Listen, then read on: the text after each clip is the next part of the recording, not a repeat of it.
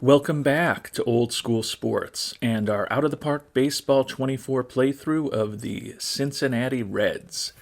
We are at the beginning of free agency in the 2023 to 2024 offseason. And for a player like me who plays GM only, this is when the game starts getting exciting. We've made it through our first season in Cincinnati. 77 and 85 record, so certainly not a great year, but it was a 15 game improvement from where the Reds were in 2022. So definitely some progress. But now we get a real chance to start reshaping the roster. The unfortunate thing as far as reshaping the roster is that following the postseason, our scout retired. So after we spent that entire first year trying to build up our knowledge of everyone in baseball, you can see here looking at some of the top free agents available. We've done a good job over the last 3 weeks since we got a new scout, scouting most of the top batters available. Pitchers, quite honestly, we are not in as good a situation with the top pitchers, but we should start getting some scouting reports on a lot of the top pitchers over the next couple of days, as you can see. So it kind of stinks that you lose all of that institutional knowledge when a scout retires, but it is what it is at this point.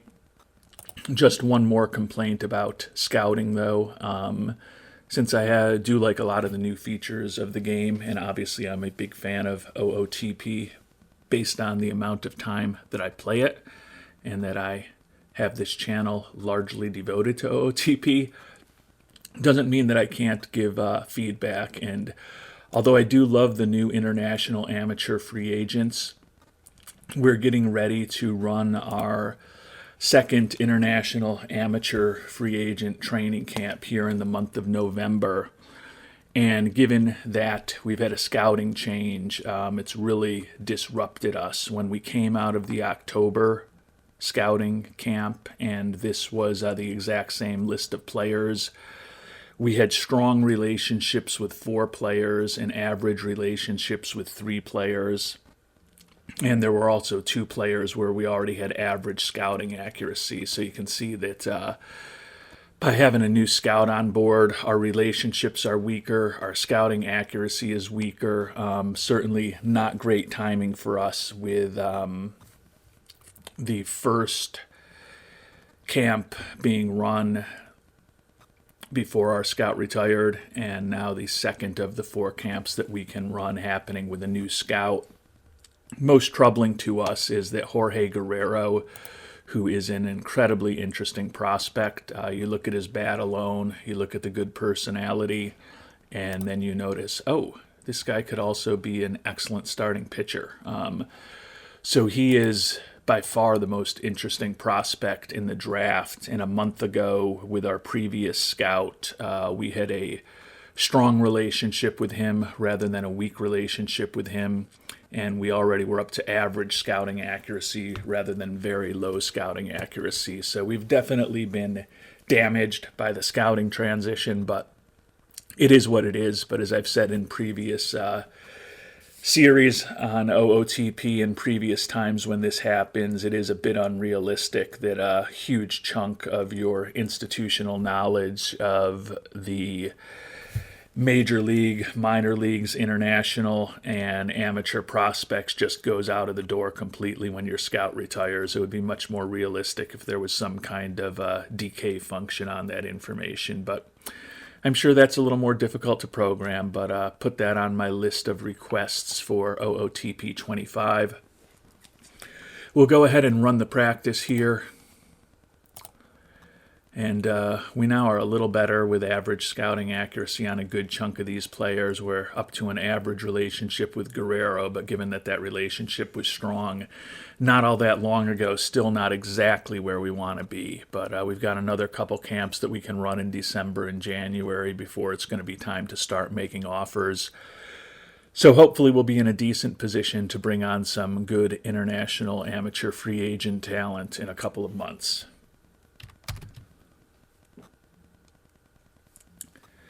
In turning from the international amateur free agents to the free agents who can help us now, we've got a ton of money to potentially spend, over $60 million right now. In our last episode, right after the season ended, when we were going through arbitration hearings and hiring a new scouting director, we got some contracts that we really didn't like that were on the 40-man roster off of the 40-man roster, which helped the money a little bit.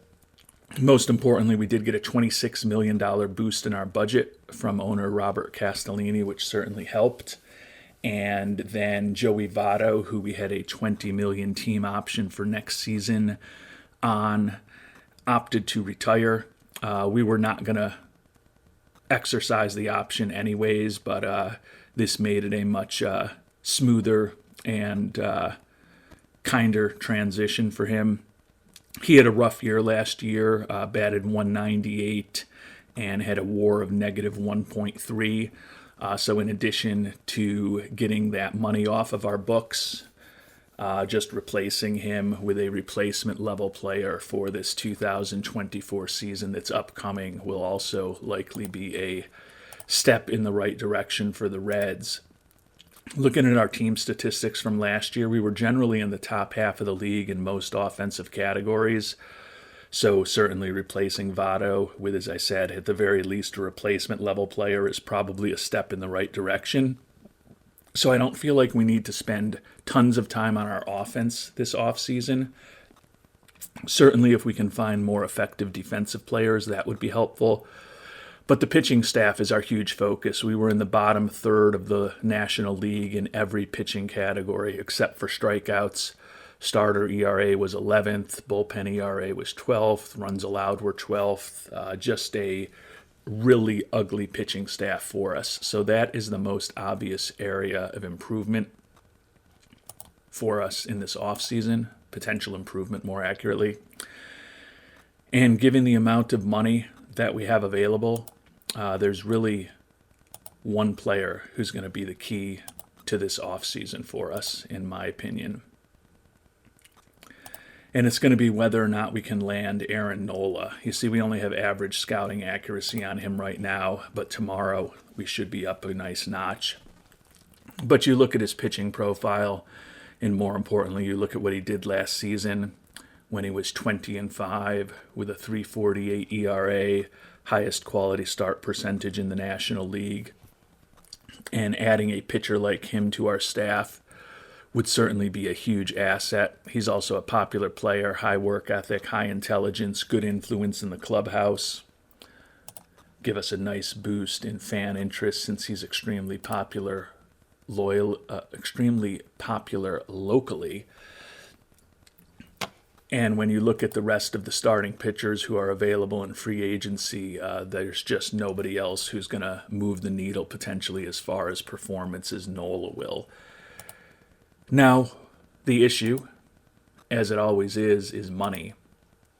He's looking for over $23 million a year for 9 years into his late 30s with a player option in that final season, no trade clause, big bonuses for the Cy Young Award and All-Star game. So I don't know that I want to make a 9-year commitment to him. Actually, I do know that I don't want to make a 9-year commitment to a pitcher who will be turning 31 middle of next season. But I also know that we need to get him on board. So we're going to sim ahead a day just to see what his updated scouting report looks like. As I said, we know just from knowing baseball that Aaron Nola is a pretty darn good pitcher. And based on his performance in OOTP last season, we know that he's still pretty good, but would rather have a high scouting accuracy that will likely have a day from now before making an offer to him. I doubt a pitcher like him is going to just magically sign on the first day of free agency. So we're going to sim ahead a day, see what he looks like, and then see if we can craft an offer that will ensure that we land him. Because if we're able to bring him on board, that helps everybody else on the pitching staff. Our former number 1 starter is now a number 2 starter. Former number 2 is now number 3. I could go on explaining how that works, but I think you get the point. Nola slots in, is our number one guy. Everybody else has a little bit less pressure on them and a role that they can potentially be more successful in.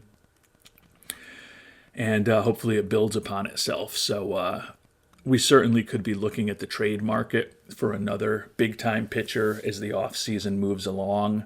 But right now, given the amount of money we have to spend and the fact that Nola appears to be the only premium starter out there, and a premium starting pitcher is our top need, doesn't seem like there's any reason not to chase after him, since it's only going to cost us money and I guess potentially a compensatory draft pick, but it's not going to cost us lots of other assets across our system, as it will if we trade for a big-time starter in the coming months as well.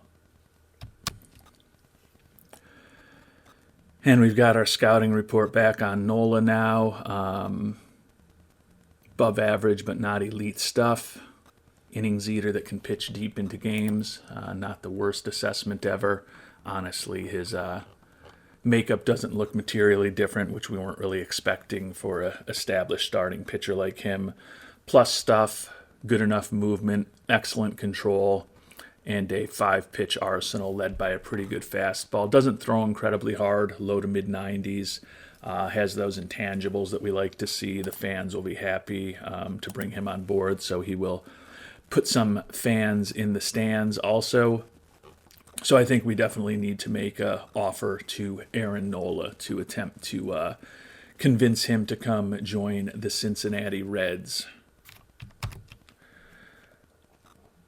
As I mentioned, he's looking for 9 years, $23.2 million, and there's definitely other teams that are involved in him, so I don't think we can get too cute in not getting close to the years and the dollars, but I'm going to try to get as cute as possible to try to protect the interests of the Reds organization the best that I can.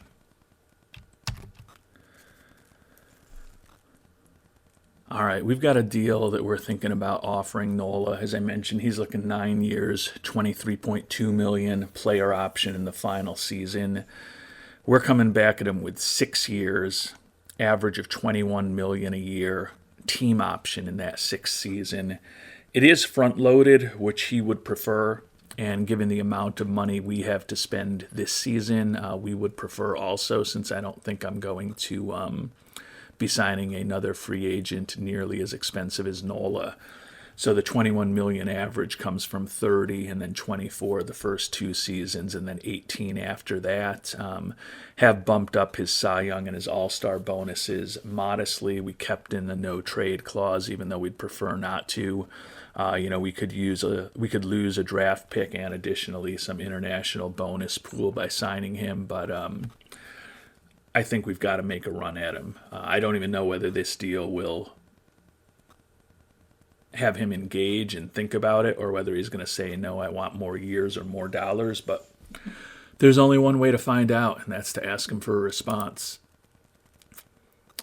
And he's willing to do 7 years. He's willing to take the money down a little bit. He wants a player option in that 7th year, and he still wants a little more money. So we got something to work with here. We might be able to figure something out.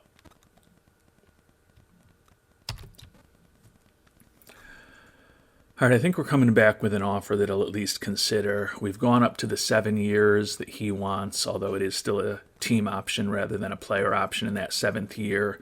And we've increased the average annual value by $1 million a year to $22 million, heavily front-loaded this coming year with 33, and then it does still trend down towards 18 at the end of the contract. So I like the way it's structured for the team.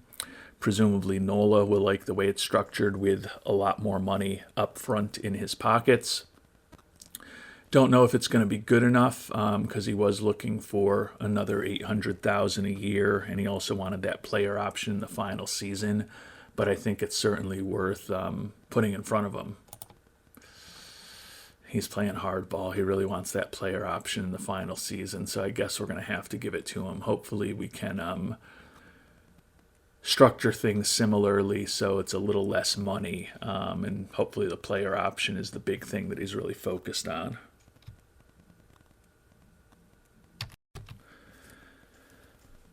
All right, we're coming back to him with the player option and also slightly higher average annual value of 22.1 million a year.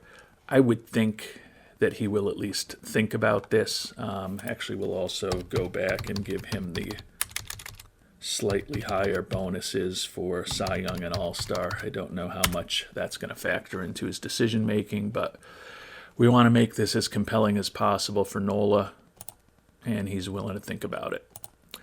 So we've got a big offer, 7 years, $155 million out there to Aaron Nola. Clearly, that will use up the majority of the money we have available for free agents this year. And I think it is important that we structure it that way, front-loaded, because you can see our money for extensions just with that contract is going to be pretty low. We do have a fair amount of young players who are going to be starting to make some more significant money in their arbitration years starting next season. So that's chewing up a big chunk of our money in future years at this point. Certainly doesn't mean that we're going to be bringing back all of these players at those numbers, but it does limit our financial flexibility for future years a bit. So front-loading it as much as we possibly could does make the contract a little more palatable in the coming years when we're going to have younger players whose numbers are going up. At least we can offset that a little bit by having Nola's annual figures going down a bit. And we did what we needed to do. We came in strong and there was no fooling around. Nola is already signed. We're not even to the winter meetings. Have to give up a third-round pick in compensation. Fans excited by it. We've got Nola on board to head up our rotation. Definitely going to be a costly deal, and who knows what those out years are going to look like. At least the dollar numbers are lower in those future seasons. It does show us a lot of money for extensions right now, too. I don't know how that magically happened. But Aaron Nola is on board. Huge step, in my opinion, in terms of hopefully getting this rotation for the Cincinnati Reds figured out. Nola obviously will go right onto our roster, and got a lot of changes that we're going to be making since there's only 9 pitchers on our pitching staff right now, and Hunter Green is out all of next year. Vlad Gutierrez missed all of last season, so we've still got some talent that we need to add, but certainly with Nola and Lodolo, who had an excellent season for us last year, fronting the rotation in a better spot than we used to be. Oh, and we do have more pitchers like that. I was like, where'd all our pitchers go? Because I was only looking at starting pitchers. So there are no more pitchers available, even though some of them are banged up. You can see we are dealing with the lack of scouting accuracy on our own team here since we've got the new scout. We've got a bunch of players who we're working on scouting at this point since we have kind of gotten through scouting the free agents a bit. But we've made the big move that we needed to make this offseason. So I think that was a pretty positive step. And now our money for extensions is about $12 million, which is probably a more realistic number. But I don't really get why clicking on that in a period of literally like 1 minute, why we're getting different numbers there at different times. But it is what it is. So we could still sign, multiple players to decent one-year deals. We've probably got enough capacity to sign someone to a multi-year contract. Obviously, Nola is going to be our big fish this offseason. Still would definitely like to add another left-handed arm in the pen. We've boosted fan interest to 85. We actually had a goal for 2026 we haven't even paid attention to about acquiring an all-star, which we've now accomplished with bringing Nola on board. So I think that's going to help us both financially as well as on the field, bringing Nola on board. So big step forward for our Cincinnati Reds. And there are not a ton of big-time left-handed relievers available. Could obviously go with Josh Hader if we wanted to spend huge money. That seems a bit aggressive to me because I'm sure he's looking for multiple years also. Yeah, 4 years at almost $14 million a year. I would prefer not to be spending that much, even though he would not only fill a left-handed reliever role for us, but presumably become our closer. But I think I am going to go bargain basement shopping a bit with Brett Martin, 28-year-old. His stuff is the issue. His movement and control are both well above average. He's got extreme ground ball tendencies. Sinker and his curve are above average. Slider are not all that exciting. Over the course of his major league career, he's been an above average pitcher in terms of his ERA plus and his FIP minus and his ratings. He's certainly tougher on lefties a bit than he is on righties. And he also is heading into his last option year. So, I anticipate that he would be on our major league roster, but we would have the option to move him down to AAA if we needed to. So I'm going to see what he's looking for. 1 year, $1.6 million. We'll turn it into a 2-year contract with a team option for that second year. Offer him a bit less than he's looking for. But with that buyout, that would get him closer to the number he's looking for if he does, if we decide not to bring him back. Actually, I'll make it a little lower this year for that reason, but it'll still be at $1.5 million with the buyout. See what he thinks about that offer, and he's willing to think about it. Doesn't mean that we can't try to find an even better left-handed pitcher in the trade market, but right now we have just Lodolo in our starting rotation, and then Revere San Marine in our bullpen. So we really only have 2 left-handed pitchers on the major league roster. So we could certainly use multiple additional lefties for the bullpen, but certainly trying to get one on board through the free agent market, and then maybe looking in the trade market as the offseason continues to move along could allow us to bring on multiple guys who can help us as southpaws.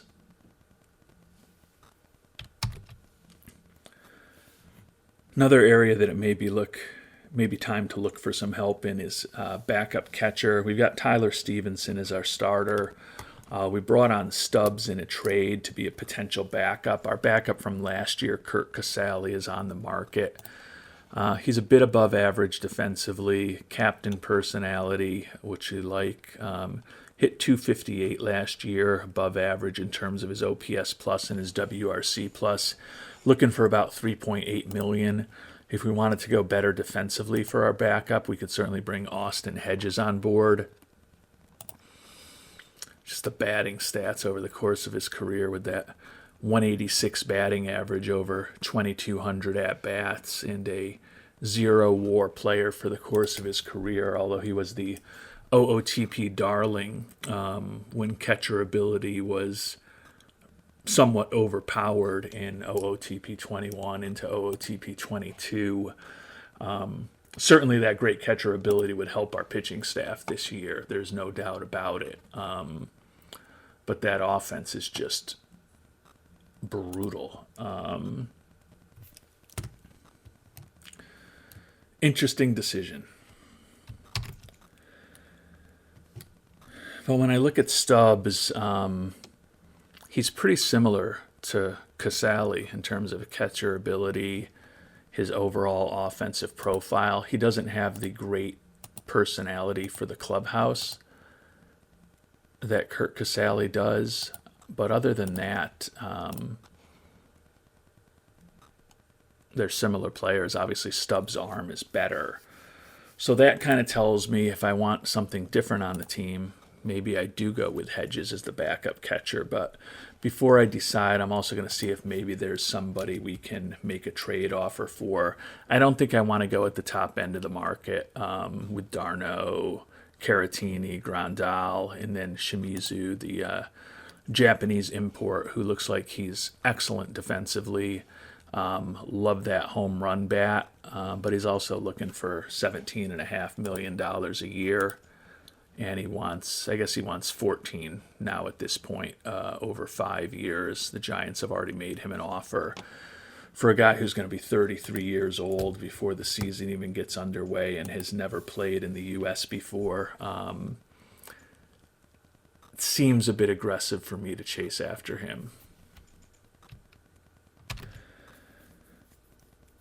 And there are some interesting options we could try to trade for. We're not going to pick up Rutschman or Real Muto. Obviously, we'd love to have either of those guys on our team, but Rutschman is going to be an insane package. Probably won't even be able to put a package together to get him from Baltimore.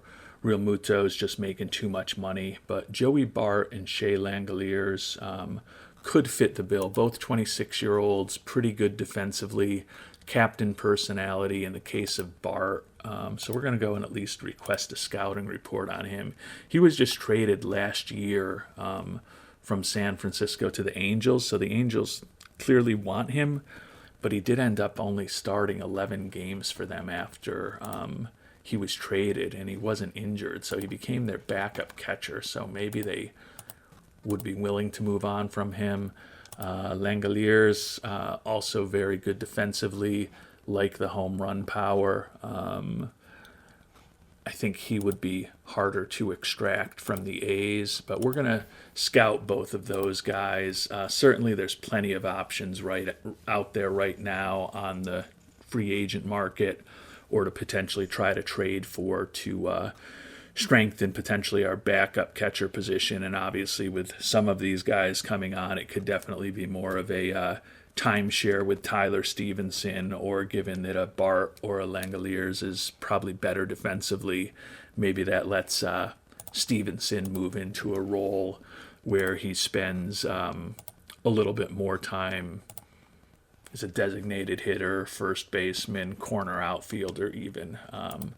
So there's definitely options for us.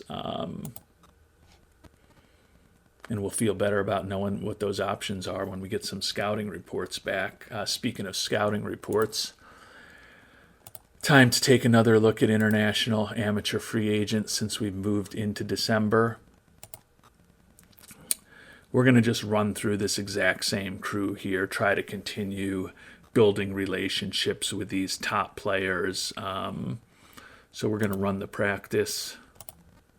And we are finally back to a strong relationship with Jorge Guerrero. You can see we're at least average scouting accuracy with almost all of these players right now.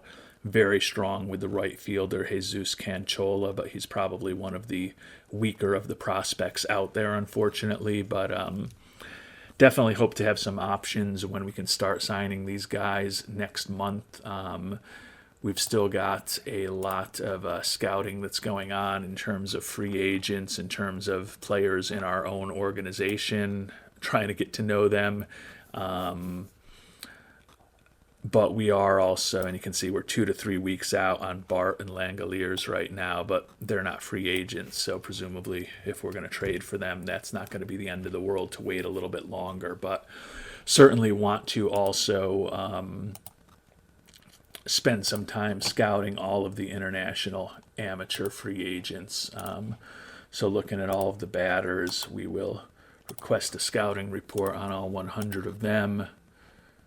Pitchers, there's I think around 20 some odd out there. Yeah, 22 of them. So our scouts are going to be extremely busy now, and you can see that with those international guys, we're 4 weeks out for a lot of them, 3 to 4 weeks out, and some of them are so far out that we don't even know when we're going to get the report now.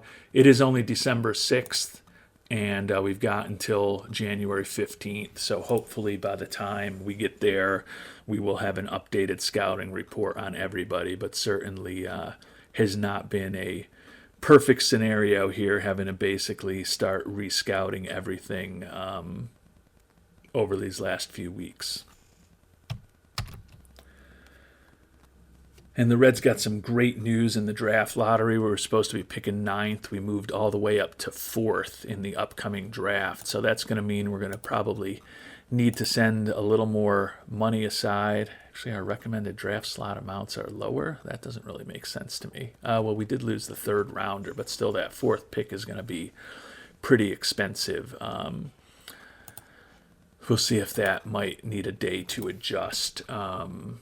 We also got to figure out our ticket prices. When we look at our owner goals, I think we're going to be better next year, so that should be pretty easy to achieve. Haven't we skipped that stolen base stats? We want to improve our fan interest. We want to increase attendance from 25.5 thousand to 29,000. Because of that, I'm going to dip ticket prices just a tiny bit to $22. Still don't think we're going to be selling out every game. We were 20th in attendance last year, although fan interest is as high as it's ever been in the 8 or 9 months that we've been running the Reds at this point. It's still not off the charts, but would love to sell a few more season tickets this year, get that money baked in right up front, and then hopefully that will help us get closer to that 29,000 attendance goal. We've got time to do it until the 2025 season. We've got 2 seasons to get there, but hopefully we can make some pretty significant progress on it this year. And with just the small dip to our ticket prices, hopefully the increase in attendance will more than offset that, and we'll still be able to generate some more revenue next year than we did this past season. And as we get ready for the Rule 5 draft, this is probably a place where we're going to be able to add some interesting talent to the Reds. We've also got to protect some players. Ellie De La Cruz, number 10 prospect in baseball, hit 263 with 19 homers in Louisville this past year, is now at the point where he needs to be protected, so he goes on to the 40-man. Huascar Ynoa, who we picked up in a trade with Atlanta while he was injured. He should be back for next year, particularly with the injury that we're dealing with Hunter Green. He's certainly in the mix to potentially be a starter for us next year, so we don't want to risk losing him. Alan Cerda, not a huge time prospect, but I do like the potential plus home run power, the potential really good eye. Only hit 234 in AA last year, did have 24 homers. Presumably he's going to be in AAA this year. I don't think we would lose him, but don't want to risk it, so we'll get him onto the 40-man as well. I'll go through and see if there's anybody else. Noelve Marte, definitely want to protect him also. Hit 317 with 13 homers. Going to have to try to diversify his fielding away from shortstop because I don't think he's an optimal defensive major league shortstop, but we'll put him on the 40-man to protect him as well. I'll look through at the rest of these players, make sure that we're not putting anyone out there that we're likely to lose. Also want to keep as much flexibility with the 40-man roster as possible, though, given that we could be looking to add a fair amount of players in the Rule 5 as well, and we still have the offer out to Martin to join the team, and there's still potential trades that we'll be doing going forward. And there are 2 other guys we're going to make sure to protect in the Rule 5. One is starting pitcher Brandon Williamson, almost 26 years old, not a huge time prospect, but he does have the pitching arsenal in terms of his pitches and the stamina to be a average-ish major league starter. Would rather not lose him for nothing. And we're also going to put Daniel Vejahin, catcher. Kind of fits the same profile as most of our backup catchers right now. Pretty good eye, slightly above average defensively, a little bit of pop in the bat. Hit only 200 in AAA last year after we promoted him from AA, where he had hit 283, so not quite major league ready, but can't hurt to put a third catcher onto our 40-man roster at this point, and likely be adding a fourth either through free agency or trade in the coming months. Although, honestly, with Stubbs and Vejahin as potential backups to Stevenson, I don't think we're in a horrible position if we don't end up signing another free agent or making a trade. But clearly when we have those scouting reports back on the potential trade targets, there might be something to do. I tend to think the prices for those guys are going to be pretty high, but we won't know if we don't ask.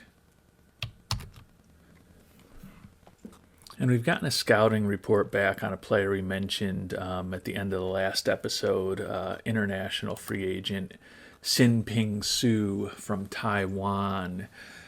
Like his durability, like his speed, like his outfield range. I don't know for sure whether he would supplant Friedel as our starting center fielder, but he would certainly give us an interesting option in the outfield with some good defense, a little bit more speed than we have with most people on the team. And it doesn't look like he's looking for an exorbitant amount of money. He wants a minor league contract that becomes a major league contract if promoted.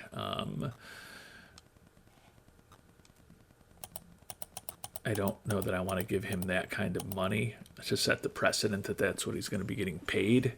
But if you do a minor league deal with a $2.5 million major league option, I think that's certainly something we could think about. He definitely wants more than that. I don't want to be giving him about $2.8 million if you make the major league team.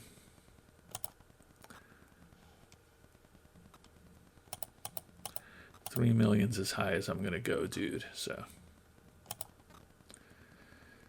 all right, we'll move on from him. He may still be out there in a little while, but right now we'll turn our attention to the Rule 5 draft, and maybe there will be somebody there. We've got the 9th pick.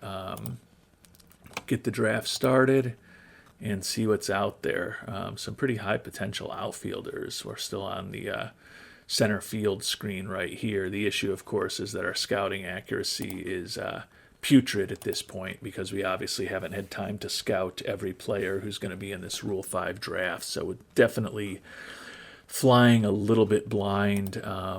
Overall ratings, Wilyer Abreu, 24-year-old, pretty decent today, pretty high potential.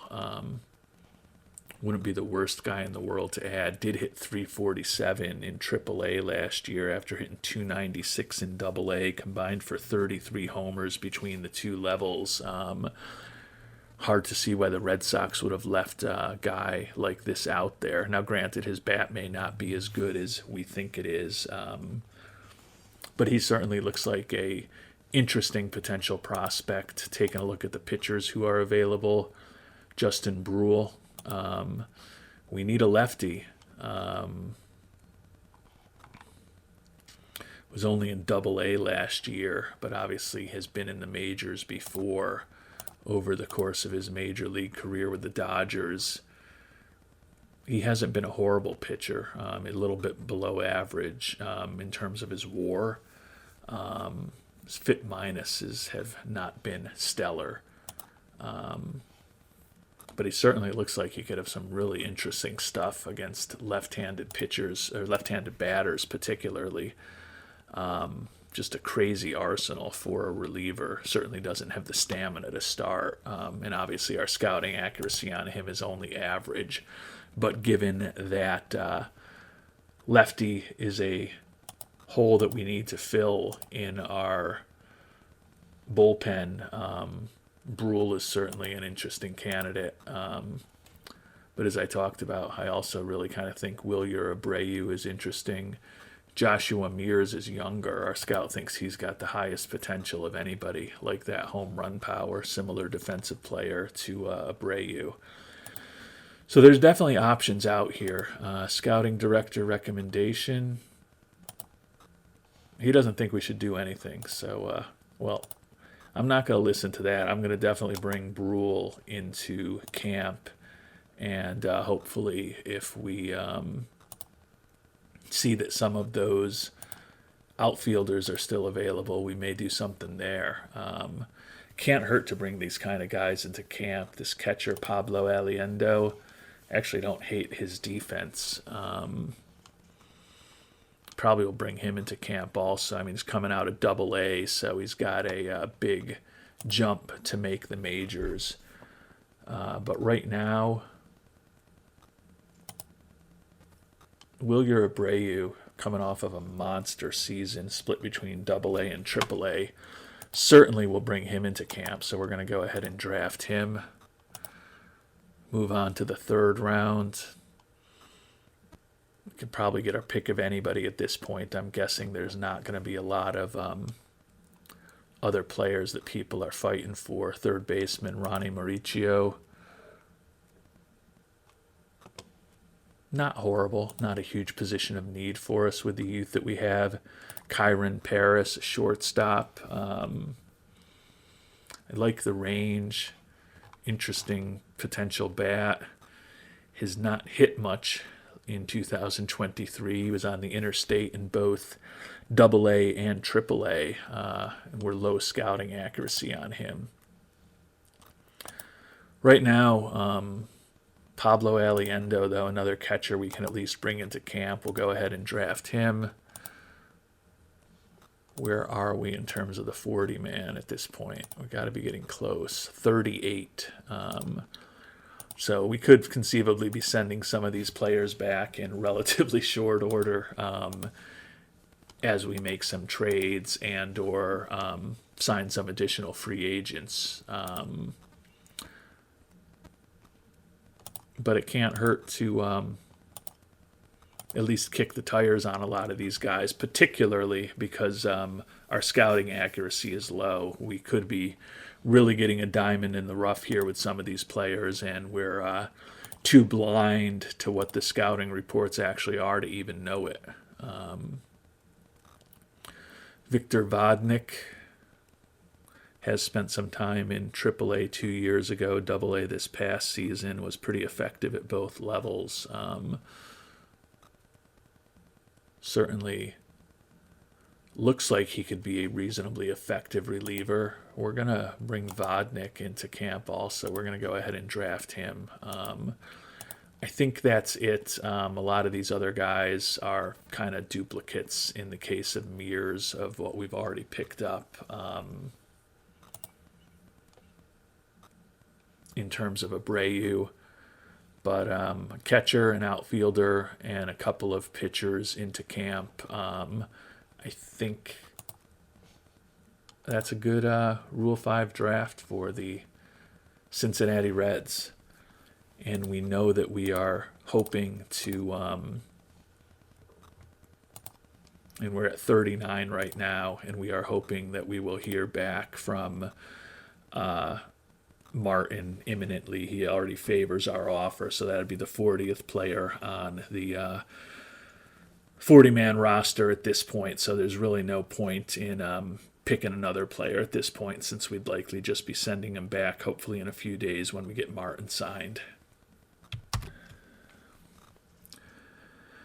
And the calendar is turned to January. We finally got Brett Martin signed. We've also finally finished scouting all of those international amateur free agents. So we've turned our attention to re-scouting our 40-man roster to make sure that as we get closer to spring training, we've got a good understanding of who's on our team. But we are back up to we will be back up to a 40-man of 40 players after we add Martin onto the roster, which we've done now.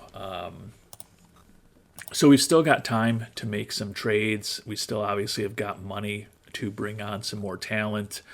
We certainly could up scouting and player development as we get closer to the beginning of the season as well.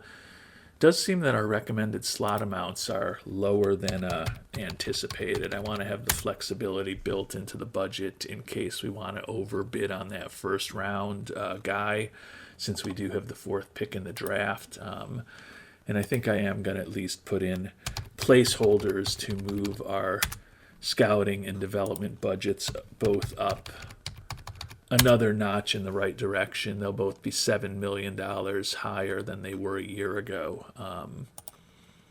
We've got the money to do it. We might as well continue investing in our farm system, since right now we're ranked 6th overall, and we really like some of the young talent that we brought on in the draft last year. And we've still got money to spend. So right now we are going to run our final international amateur free agent camp.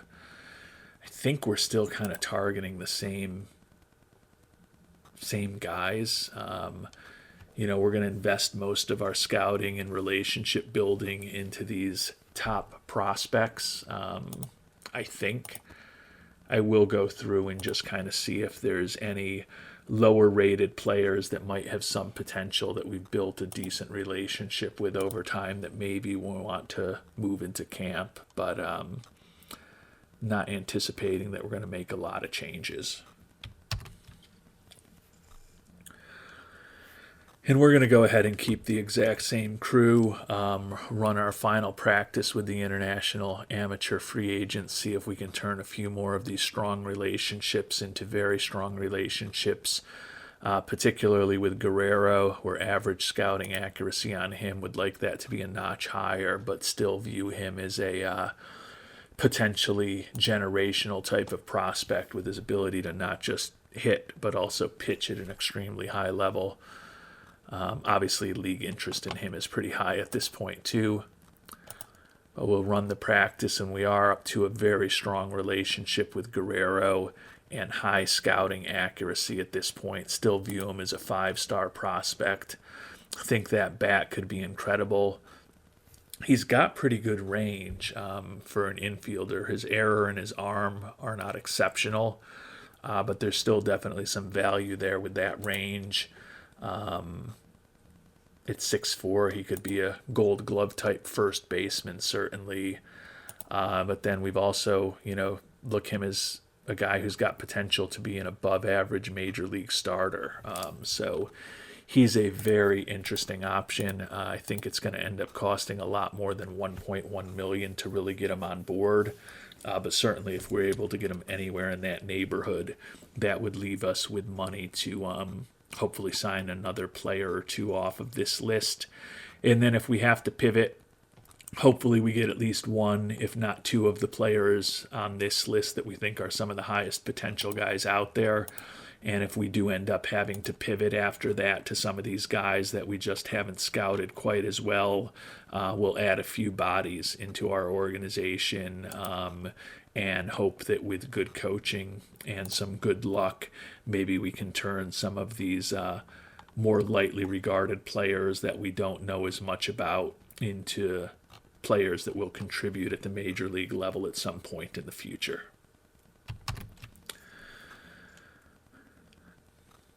And with that out of the way, we're going to call it an episode. We've still got some work to do. We're not even at the preseason yet. Going to spend some time in our next episode continuing to peruse the free agent market, dig a little deeper into the trade market, perhaps around catcher. But I think it's been a productive off-season thus far for our Cincinnati Reds. Pitching was the weakness, and we've added a potential ace in Aaron Nola, who was the best starting pitcher on the market in our view.